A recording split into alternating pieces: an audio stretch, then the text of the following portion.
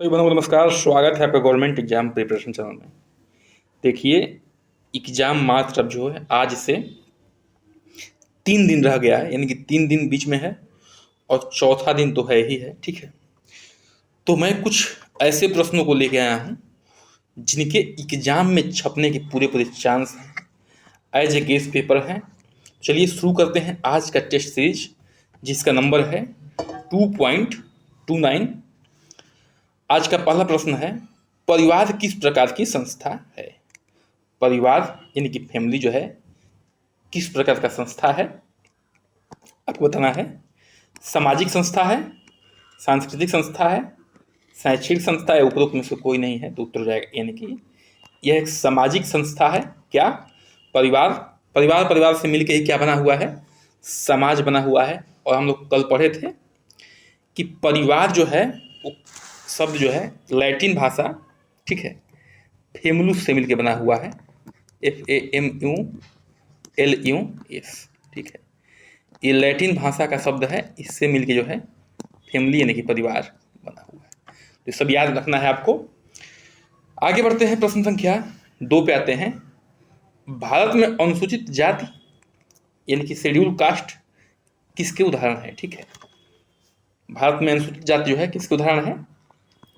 तो औपचारिक समूह के, संदर्भ समूह के, सामाजिक समूह के या गौण समूह के? उत्तर सी हो जाएगा, एक सामाजिक समूह के उदाहरण है। देखिए, इस सामाजिक समूह क्या होता है? मनुष्य और मनुष्य जो है एक दूसरे से क्या रखते हैं? इंटरेक्शन रखते हैं, मतलब रखते हैं। उनको सुख सुविधाओं में एक दूसरे का साथ देते हैं, सुख दुख में, जिसको कहते हैं, उसी को सामाजिक समूह कहा जाता है। तो अनुसूचित जाति भी सामाजिक समूह में से एक है। आगे बढ़ते हैं, प्रश्न संख्या 3 पे आते हैं।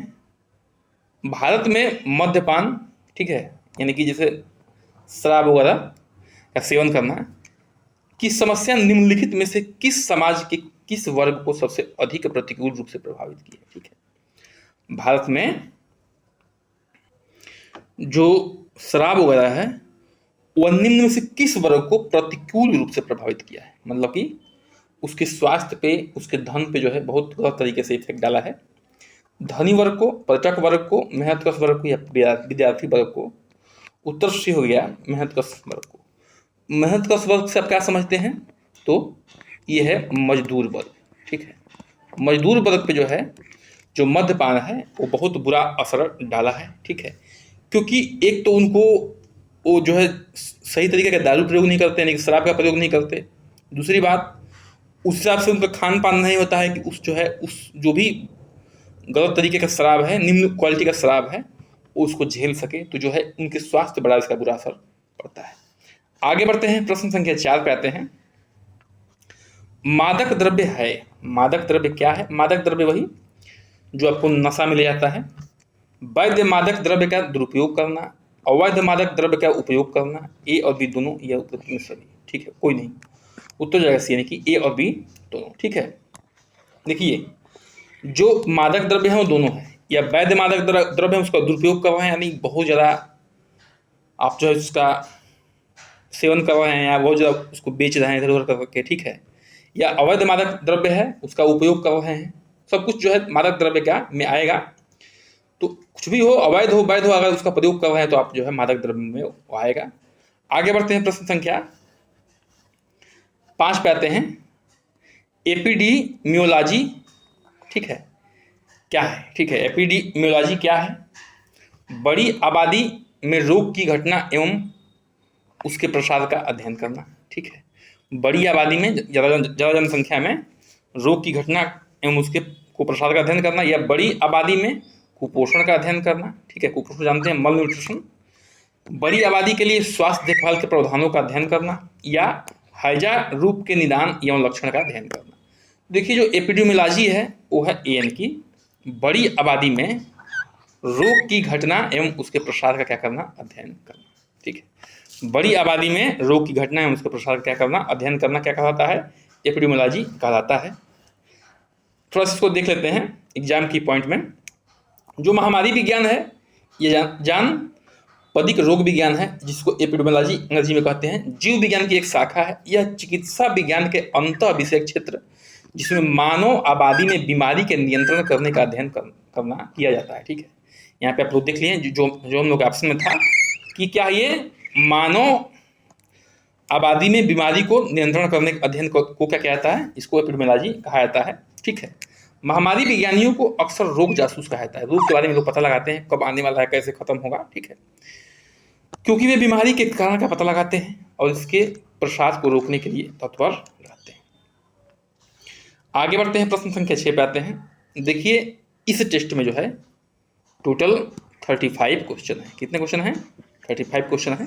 तो आपको जो है सभी क्वेश्चन को ध्यान से पढ़ लेना है और सही तरीके से जवाब देना है, उसके बाद मैं जो है उसका उत्तर बताऊं। तो आगे बढ़ते हैं, प्रश्न संख्या 6 को देखते हैं। कलर आमतौर पर जो है बढ़ता या कलर ब्लाइंडनेस क्या है? ये कलर ब्लाइंडनेस क्या है? एक अनुवांशिक प्रकृति है, एक गैर अनुवांशिक स्थिति है, जीवन शैलीगत बीमारी है या प्रकाश में अनावरण के कारण है? तो उत्तर ये हो जाएगा एक अनुवांशिक प्रकृति। क्या है? ये बीमारी है जिसको वर्णधाता कहते हैं या कलर ब्लाइंडनेस कहते हैं। चलिए इसको देख लेते हैं हम लोग। जब आंखें सामान्य रूप से रंगों को नहीं देख पाती हैं तो उसे वर्णता या कलर ब्लाइंडनेस कहते हैं। ठीक है, इसे कलर डिफिशियंसी भी कहा जाता है। इसमें ग्रस्त व्यक्ति कुछ निश्चित रंगों में अंतर नहीं कर पाता है। देखिए इसमें क्या होता है, आप लोग जब कोई मेडिकल टेस्ट वगैरह देने जाएंगे, हमने तो बहुत दिया है। ठीक है, जब सिलेक्शन जाएगा किसी गवर्नमेंट जॉब में तो ऐसा रहेगा और इसमें लाल पीला नीला सब रहेगा। ठीक है, बीच में कोई लेटर भी लिखा रहेगा, एस लिखा रहेगा, तो उसमें आपको पहचानना होता है क्या लिखा है, एस लिखा है, ए लिखा है, बी लिखा है।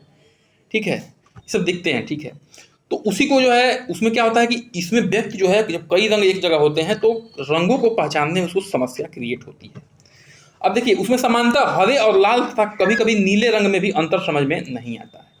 हरे रंग में और लाल रंग में और नीले रंग में जो है अंतर समझ नहीं आता। देखिए ये ऐसी चीज़ है, कलर ब्लाइंड ऐसी चीज़ है कि जहाँ ये चेकिंग होगा अगर उसमें आप पकड़े गए तो आपको जो है गारंटी है कि आपका सिलेक्शन नहीं होगा। आपको कलर ब्लाइंडनेस है और मेडिकल टेस्ट मांग रहा है, वहाँ अगर आप पकड़े गए तो पक्का नहीं होगा वहाँ पे। ठीक है, यानी कि आपको दिक्कत है कलर ब्लाइंडनेस में। तो एंजियोप्लास्टी से किस रोग का उपचार किया जाता है? एंजियोप्लास्टी से किस रोग का उपचार किया जाता है? कैंसर का, हृदय रोग का, कुष्ठ रोग का, मधुमेह का? उत्तर हो जाएगा बी, यानी कि एंजियोप्लास्टी से हृदय रोग का क्या किया जाता है? उपचार किया जाता है। अच्छा देखिए एंजियोप्लास्टी कब होता है? एंजियोप्लास्टी एक ऐसी सर्जिकल प्रक्रिया है जिसमें हृदय की मांसपेशियां तक ब्लड सप्लाई करने वाली रक्त वाहिकाओं को खोला जाता है। जो रक्त वाहिकाएं हैं जो हृदय तक जो सप्लाई करती हैं रक्त को, उनमें कहीं ब्लॉकेज जाता है तो उसको खोल दिया जाता है। बहुत सारे मेथड हैं उसके लिए। ठीक है, उसको क्या कहा जाता है? एंजियोप्लास्टी कहा जाता है।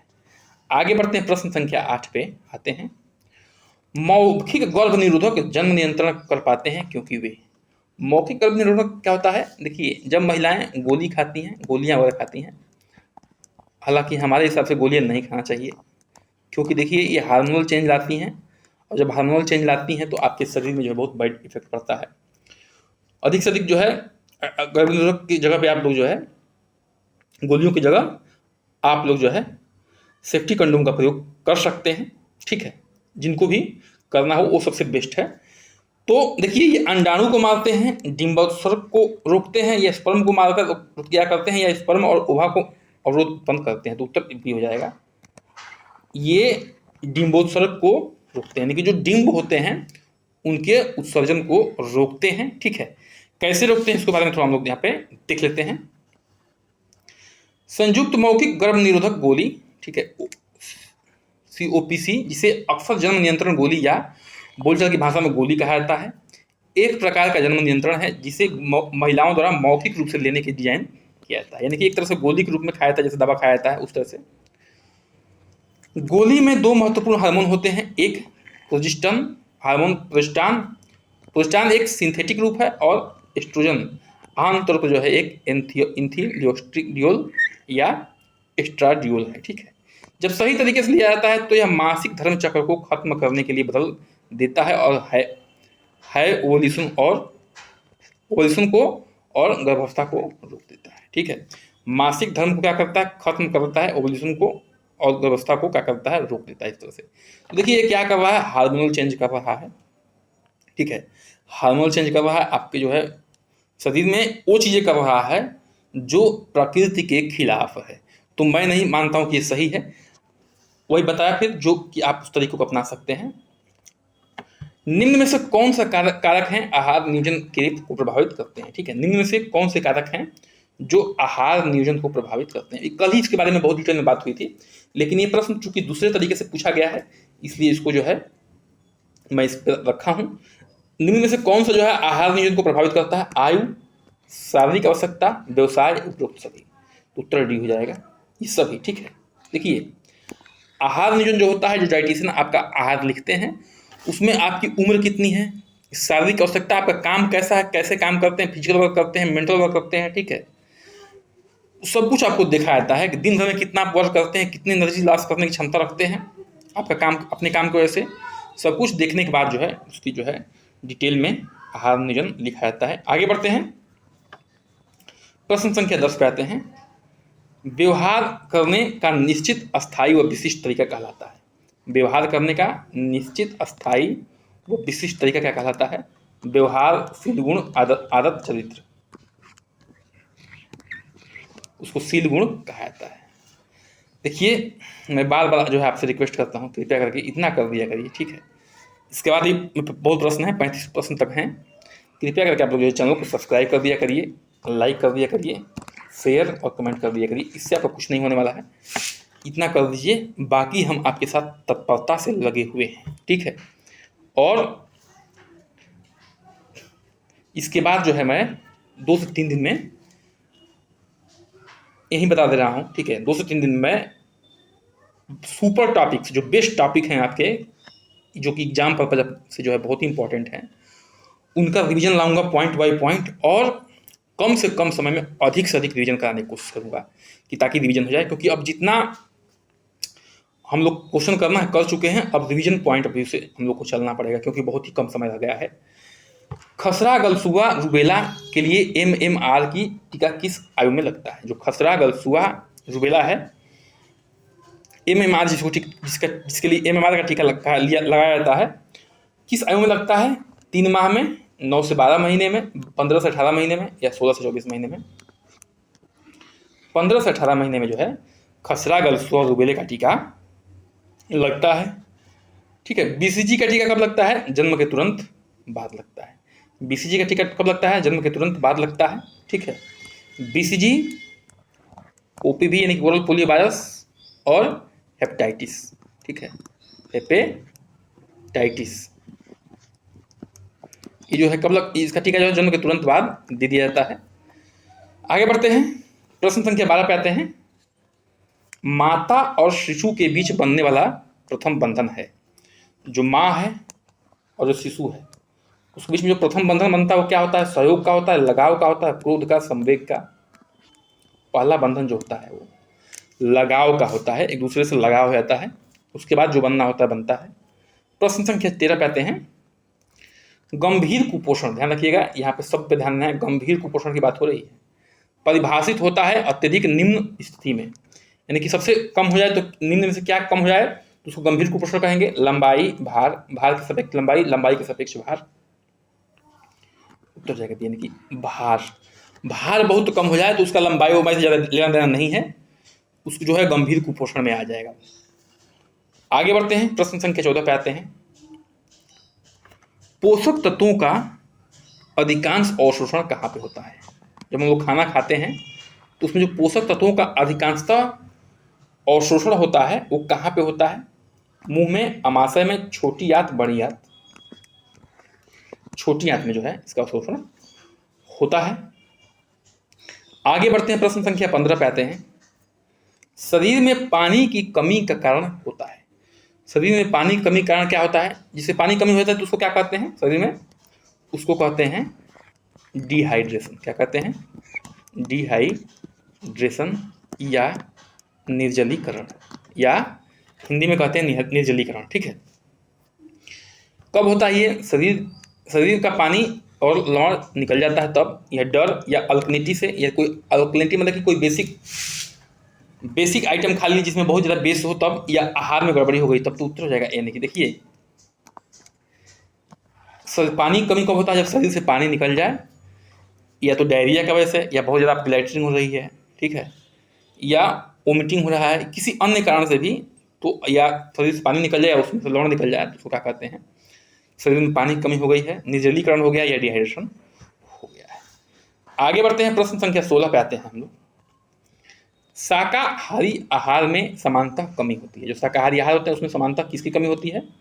संतृप्त वसीय अम्ल की, रेसे की, संतृप्त वसीय अम्ल की, या विटामिन सी की, ठीक है।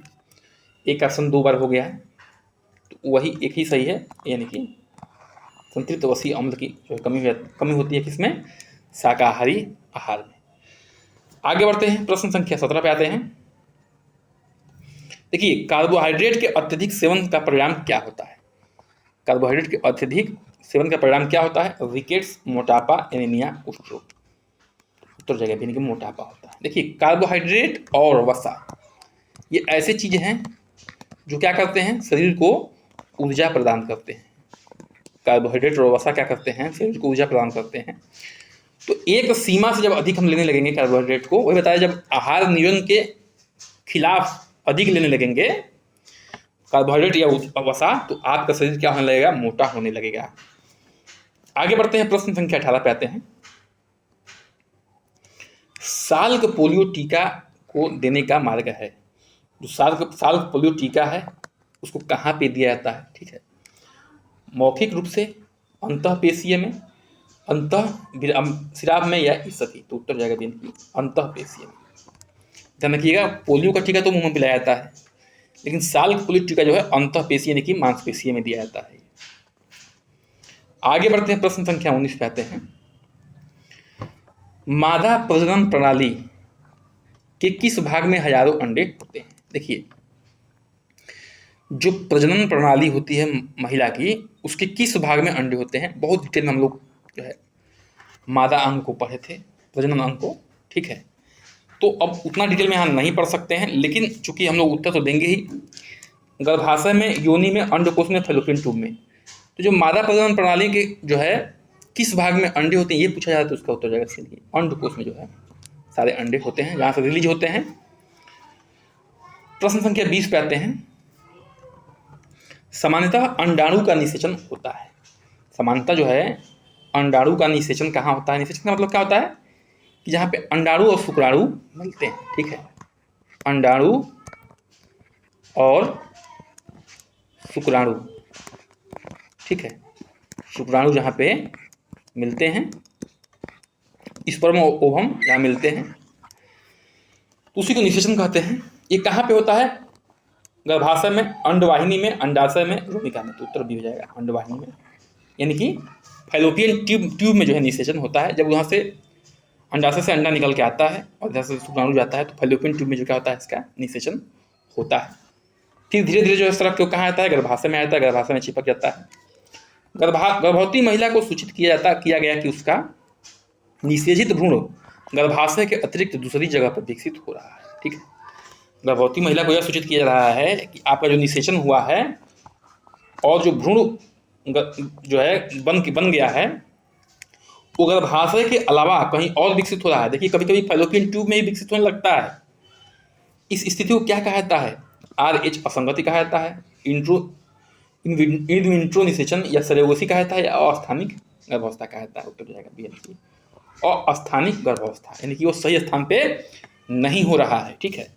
देखिए, सरोगेसी क्या होता है? सरोगेसी ऐसी आजकल आ गया है कि मान लीजिए कि माता पिता जो है, माँ जो है अपने पेट में बच्चे को पालने के लायक नहीं है, कोई मिसकैरेज हो जा रहा है किसी समस्या की वजह से, तो दोनों लोगों से किसी एक से ओवम एक से स्पर्म निकाला जाता है, उसको मिला के जो है किसी अन्य महिला के पेट में, जिसको कहते हैं जो है गोद लिया हुआ गर्भाशय है, ठीक है, उसमें डाल दिया जाता है और जो बच्चा उसमें बड़ा होता है। और ये भी है कि उसको जो है ऐसा ही इसमें विधि है कि जिस महिला में डाला जाता है उसको बताया नहीं जाता कि ये माँ बाप ये इन्हीं का डाला गया है, ठीक है, ताकि जो है बाद में कॉन्टेक्ट कर सकते हैं। तो गोद लिया गया है, ठीक है, या खरीदा गया हुआ वहाँ क्या है, वो गर्भाशय है, गोद है, ठीक है, वहाँ पे जो है इसमें सरोगेसी में होता है। अस्थानिक गर्भावस्था क्या होता है? जैसे फैलोपियन ट्यूब वगैरह में विकसित होने लगा, जो कि बहुत ही घातक हो सकता है अगर पहले से चेकअप ना कराया जाए तो। उसको अस्थानिक अवस्था कहते हैं। प्रश्न संख्या 22 कहते हैं पूर्व बाल्यावस्था का समय होता है। पूर्व बाल्यावस्था का समय क्या होता है? 2 से 4 वर्ष, 2 से 5 वर्ष, 2 से 6 वर्ष, 2 से 8 वर्ष। तो 2 से 6 वर्ष होता है वह पूर्व बाल्यावस्था का समय होता है। एक होता है उत्तर बाल्यावस्था। क्या होता है? उत्तर बाल्यावस्था यानी कि बाद का बाल्यावस्था। ठीक है, बाद का बाल्यावस्था। तो ये कहाँ से कहाँ तक होता है? ये होता है 6 से लेके 12 वर्ष तक। 6 से लेके 12 वर्ष तक जो होता है वो क्या होता है? उत्तर बाल्यावस्था होता है। आगे बढ़ते हैं, प्रश्न संख्या 23 पे आते हैं।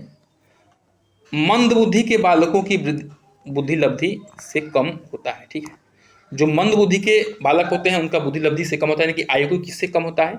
120 से 100 से 80 से 70 से। उत्तर हो जाएगा यानी कि 70 से मंद बुद्धि बालकों की बुद्धि लब्धि कम होती है। ठीक है, इसमें हम लोग सब कुछ डिटेल में पढ़ चुके हैं। कौन जो है बहुत ही कुशाग्र बुद्धि का यानी कि मेधावी है, किसके ऊपर होगा तो जो है सामान्य बुद्धि का है, किसके ऊपर जड़ बुद्धि का है, किसके नीचे होगा तो क्या है? मंद बुद्धि का है। आगे बढ़ते हैं, प्रश्न संख्या 24 पे आते हैं। आहार नियोजन महत्वपूर्ण है। ठीक है, आहार नियोजन जो है क्यों महत्वपूर्ण है? आहार को पोषणात्मक पर्याप्तता के लिए, बजट नियोजन के लिए, समय के उपयोग के लिए, ऊर्जा को बचाने के लिए। तो आहार नियोजन जो है इसलिए जरूरी है कि आहार के पोषणात्मक पर्याप्तता के लिए, यानी कि आहार नियोजन इसलिए किया जाता है कि आपके आयु के हिसाब से, आपके काम के हिसाब से, ठीक है, आप जो भी व्यवसाय करते हैं यानी कि जितना भी एनर्जी खर्च करते हैं उसके हिसाब से आपको जो है पोषणात्मक आहार आपको दिन भर में मिल सके, ताकि आपका शरीर क्या रहे? स्वस्थ रहे। आगे बढ़ते हैं, प्रश्न संख्या 25 पे आते हैं। खाद्य पदार्थ की स्टोर की माल सूची का अधिकार किसमें रखा जाता है? जो खाद्य पदार्थ होता है उसकी जो स्टोर की माल सूची है उसका अधिकार किसमें रखा जाता है? स्टॉक रजिस्टर में, कैश बुक में, नोटबुक में या डायरी में। उसको क्या कहते हैं? स्टॉक बुक कहते हैं। देखिए ऐसे छोटे छोटे प्रश्न आएंगे और जो है आपको ये नाम याद रखने पड़ेंगे। ठीक है, आगे बढ़ते हैं, प्रश्न संख्या 26 पे आते हैं। खाद्य संरक्षण की घरेलू विधि है। जो खाद्य संरक्षण है, ठीक है, खाद्य संरक्षण का मतलब कि भोजन को ज़्यादा देर तक जो है टिका के रखना, ठीक है, ताकि खराब ना हो। जो घरेलू विधि है वो कौन सी है? रेफ्रिजरेशन है, डिहाइड्रेशन है, नमक व चीनी है, इनमें से कोई नहीं, सभी है। उत्तर हो जाएगा यानी कि इनमें से सभी है। ठीक है, रेफ्रिजरेशन द्वारा भी यानी कि ठंडा कर देंगे तो बैक्टीरिया का जो तेजी से बढ़ने की क्षमता होता है वो कम हो जाता है। पानी कमी सुखा देंगे तो भी जो है बैक्टीरिया वगैरह उसमें जो है फफूंद वगैरह नहीं लगेंगे। नमक और चीनी, अचार वगैरह देखते हैं आप, उसमें नमक और चीनी का प्रयोग किया जाता है ताकि जो है हमारा अचार या सॉस हो गया, जो भी हो गया, बहुत ज़्यादा दिन तक टिके। आगे बढ़ते हैं, प्रश्न संख्या 27 पे आते हैं। मिर्ची पाउडर में, ठीक है, जो लाल मिर्च का पाउडर होता है, पाया जाने वाला मिलावटी तत्व क्या है? जो मिर्ची पाउडर होता है उसमें जो है किस चीज़ का मिलावट करते हैं? ठीक है, कंपनी वाले या जो व्यापारी होते हैं, चिकोरी का, चाक पाउडर का, इमली पाउडर का, ईंट पाउडर का। तो उत्तर डी हो जाएगा ईंट पाउडर। देखिए कितने घातक चीज़ों का प्रयोग किया जाता है, ठीक है, कि आपको जो है पता भी नहीं चलता है, लेकिन आप ईंट का पाउडर खा लेते हैं मिर्ची पाउडर में। तो इस तरह से जो है अच्छे कंपनी का ये सामान खरीदें जिस पर विश्वास हो आपका। आइसक्रीम में आमतौर पर मिलाया जाने वाला अपमिश्रक कौन सा है? आइसक्रीम में अपमिश्रक माने जो मिलाना नहीं चाहिए, गलत तरीका है, ठीक है, ठगी है एक तरह से। आमतौर पर मिलाया जाने वाला कौन सा अपमिश्रक है? इरजामोन ऑयल है, मसले हुए आलू है, कैस्टर ऑयल है, मेंटिनेल येलो है। मसले हुए आलू को जो है अपमिश्रक के तौर पर आइसक्रीम में मिला दिया जाता है, ठीक है, वजन बढ़ाने के लिए या जो भी है, ठीक है। प्रश्न संख्या 29 पे आते हैं। अंतर्दृष्टि अधिगम परिणाम है। अंतर्दृष्टि जो है अधिगम परिणाम है। अंतर्दृष्टि का मतलब क्या होता है कि कोई जो है चीज़ों का आप हल ढूंढते हैं, वो एक बार आपके मन में आ जाता है, अंतर्मन से आ जाता है। तो ये इसको किसने दिया था? गेसाल्ट का प्रत्यक्षीकरण ने, उद्दीपन प्रक्रिया ने, उद्दीपन समाजीकरण ने या पुनर्बलन ने। तो उत्तर हो जाएगा यानी कि गेसाल्ट का प्रत्यक्षीकरण है। ठीक है, देखिए मनोविज्ञान में ये सब बहुत ही इंपॉर्टेंट टॉपिक है। चूंकि आप में मनोविज्ञान है, बाल मनोविज्ञान है, तो आपको भी ये सब याद रखना है और अब लास्ट टाइम चल रहा है, एकदम रट जाना है इन सब चीज़ों को। कल्पनात्मक चिंतन किस आयु में प्रारंभ हो जाता है? देखिए प्रारंभ हो जाता है, इसकी बात हो रही है प्रारंभ। कल्पनात्मक चिंतन जो है, कल्पनात्मक चिंतन किस आयु में प्रारंभ हो जाता है? 3 वर्ष में, 6 वर्ष में, 9 वर्ष में, 12 वर्ष में। उत्तर हो जाएगा इसका बी, यानी कि 6 वर्ष। देखिए, जो उत्तर बाल्यावस्था होता है, यानी कि 6 से लेके 12 वर्ष की जो उम्र होती है, उसमें जो है बच्चा सपने में जीता है। देखिए, इसीलिए उसको कॉमिक्स हो गया, कार्टून हो गया, ठीक है, कॉमिक्स हो गया, कार्टून हो गया, या दादी की कहानियाँ हो गई, ठीक है, दादी की कहानियाँ हो गई, राजा रानी वाली, भूत वाली, ठीक है, उसको पसंद आती है। अभी दादी कहानी आपको सुनाया जाएगा, आप नहीं सुनेंगे। क्यों? क्योंकि आप उस अवस्था से निकल चुके हैं। उत्तर बाल्यावस्था से आप लोग क्या कर चुके हैं? निकल चुके हैं। वो उम्र ही होती है कल्पनात्मक चिंतन करने की, ठीक है, दिवा स्वप्न देखने की, यानी दिन में ही सपने देखने की, ठीक है। आगे बढ़ते हैं, प्रश्न संख्या 31 पे आते हैं। किस दार्शनिक का कथन है कि बालक मनुष्य का पिता होता है? यह किस दार्शनिक का कथन है कि बालक जो है मनुष्य का क्या होता है? पिता होता है? वुड्सवर्थ, आलपोर्ट, आगनबर्न, या इनमें से कोई नहीं? उत्तर हो जाएगा वुड्सवर्थ का कहना जो होता है कि बालक जो है मनुष्य का क्या होता है? पिता होता है, ठीक है। देखिए, बहुत सारी ऐसी चीज़ें हैं जिसको हम बालक से सीख सकते हैं, इसलिए उन्होंने इस बात को कहा है। शिशु अवस्था में अधिकांश भार किसके वृद्धि से बढ़ता है?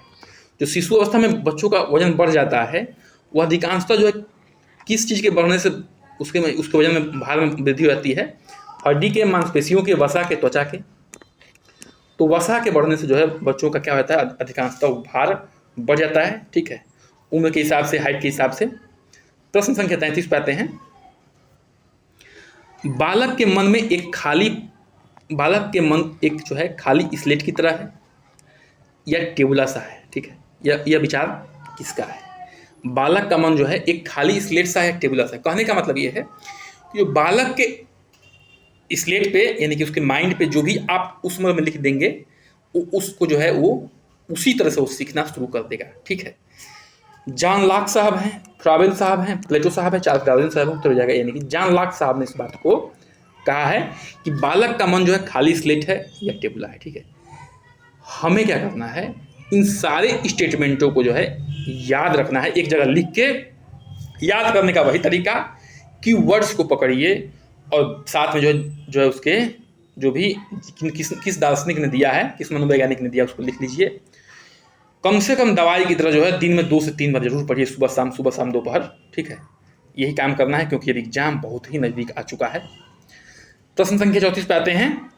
समीपवर्ती विकास के क्षेत्र की अवधारणा को किस में समझाया गया है? जो समीपवर्ती विकास है उसकी अवधारणा को किसमें समझाया गया है? वाइगोत्स्की के सिद्धांत में, पियाजे के सिद्धांत में, फ्राइड के सिद्धांत में, एरिक्सन के सिद्धांत में। देखिए, सारे सिद्धांतों को मैं समझा चुका हूँ।